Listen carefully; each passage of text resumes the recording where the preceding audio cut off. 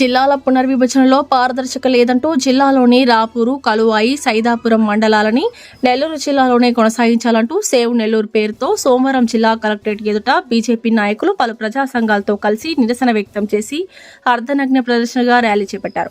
ఈ సందర్భంగా వారు మాట్లాడుతూ నెల్లూరు జిల్లాతో కలువాయి, రాపూరు, సైదాపురం మండలాలకు అవినాభ సంబంధం ఉందంటూ ప్రభుత్వం చేపట్టిన జిల్లాల పునర్విభజనను తక్షణం రద్దు చేయాలని డిమాండ్ చేశారు. ఈ కార్యక్రమంలో బీజేపీ రాష్ట్ర నాయకులు మిడతల రమేష్, కందికట్ల రాజేశ్వరి, గుంట విజయశ్రీ, చేనేత కార్మిక ఐక్య వేదిక జిల్లా అధ్యక్షులు బుధవరపు బాలాజీ, భారత చైతన్య వేదిక పార్టీ జిల్లా అధ్యక్షుడు సోమ గోపాలయ్య తదితరులు పాల్గొన్నారు.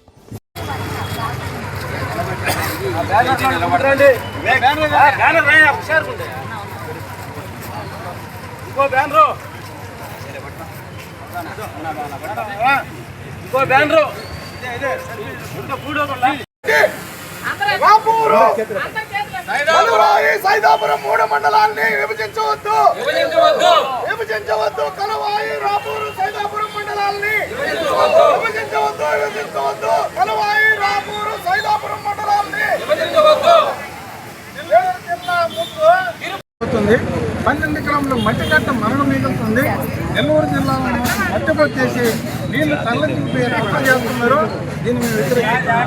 సైదాపురంలో మైకా మైంతుంది, ప్రభుత్వంలో లేదు. వైట్ పార్టీల బలంగా సమీక్ష జరిపి వాళ్ళ యొక్క మనోభావాలు తెలుసుకొని ఈ విధమైన నిర్ణయాలు చేయాలి ప్రభుత్వాలు. కానీ ఏకపక్షంగా చేస్తుంటే జిల్లా ప్రజాప్రతినిధులు ఇంతవరకు నోరు మెదపలేదు. ఎందుకని మీలో ఏమి మైనస్లు ఉన్నాయి, బయటకు వస్తే మీరు గొంతు తెరవటం లేదు. చేశారు. ఎందుకు అది విభజన చేశారనేది చంద్రబాబు నాయుడు ముఖ్యమంత్రిగా ప్రజలకు వివరణ ఇవ్వాల్సిన అవసరం ఉంది. నాకు తెలిసినంత వరకు రాపూర్లో ఉన్న ఎర్రచందనం ప్రపంచంలోనే నాణ్యతలో 1వ ప్రాంతం, 1వ క్వాలిటీకి చెందింది. రాపూర్ అటవీ ప్రాంతంలో 1,60,60,000 ఎకరాల్లో నాణ్యత కలిగిన ఎర్రచందనం ఉంది. దీని తర్వాత ప్రపంచంలో చైనా ఉంది ఎర్రచందనం క్వాలిటీలో. అటువంటి ఎర్రచందనాన్ని శేషాచలం అడవుల నుంచి స్మగ్లింగ్ చేసినట్టుగా తరలించుకోవడం కోసం కలిపారని చెప్పి నేను భావిస్తూ ఉన్నాను. రెండోది, పెనుసుల లక్ష్మీ నరసింహస్వామి దేవాలయం ఉంది, పెంచల కోన అంటున్నారు. స్కంద పురాణాల, స్థల పురాణాలు బట్టి చూస్తే నరసింహస్వామి హిరణ్యకశిపుడు చంపిన తర్వాత 44 లక్షల సంవత్సరాల క్రితం ఉగ్ర రూపంలో అడవులు తిరుగుతూ ఉంటే, అడవులు తిరిగే సమయంలో ఆయన ఉగ్రాన్ని శాంతింపు చేయడం కోసం లక్ష్మీదేవి చెంచులక్ష్మిగా అవతారం ఎత్తి ఆయన పెనవేసుకుని కౌగిలించుకోబట్టే ఉగ్రం చల్లారిందని చెప్పి ఆ క్షేత్రంలో భారతదేశంలో ఎక్కడా లేదు. పెనుసుల లక్ష్మీ నరసింహస్వామి క్షేత్రంగా అవతరించింది. పెనుసుల అంటే పెనవేసుకుంది లక్ష్మీ మాత అని చెప్పి అర్థం.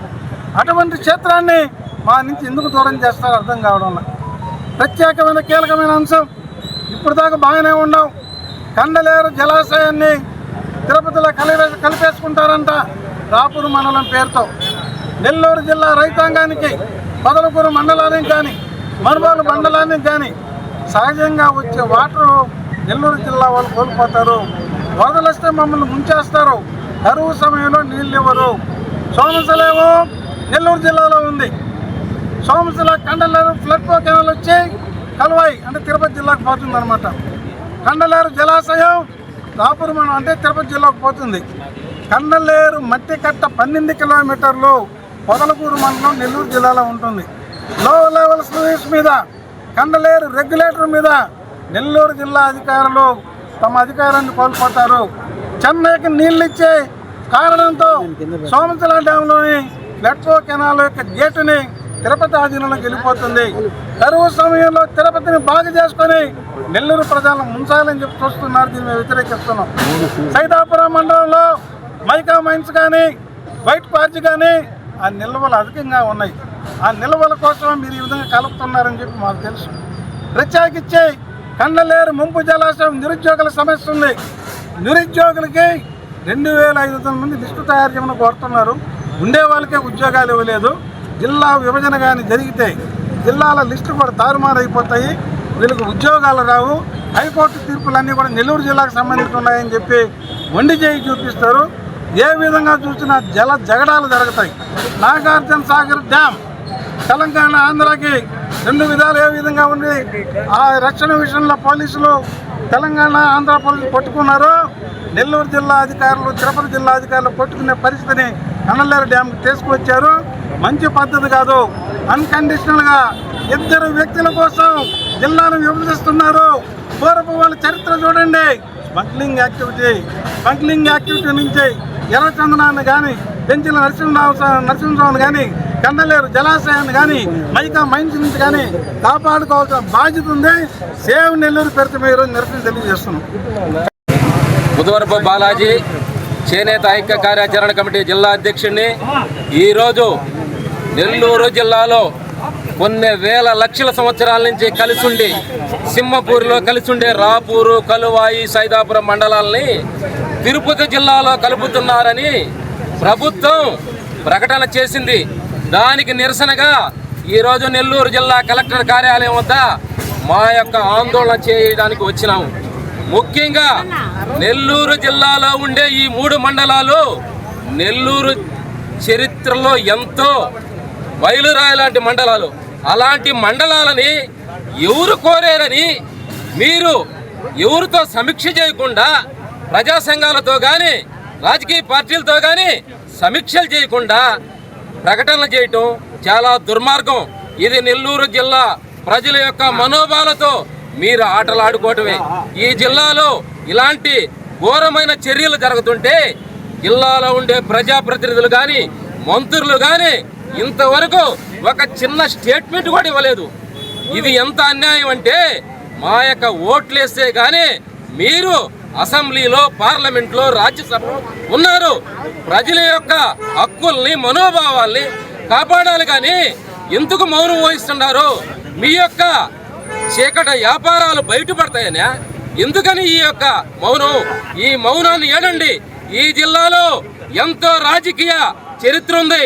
బెజవాడ గోపాల్ రెడ్డి కానీ, నల్లపరెడ్డి శ్రీనివాసల రెడ్డి కానీ, వెంకయ్య నాయుడు కానీ, పుచ్చలపల్లి సుందరయ్య కానీ, నేదురుమల్లి జనార్దన్ ఎంతో ఉద్దండులు పనిచేసిన ఈ జిల్లాలో ఇంత ఘోరమైన అన్యాయం జరుగుతుంటే నేటి ప్రజాప్రతినిధులు మౌనం వహించటం జిల్లాని అవమానించడమే.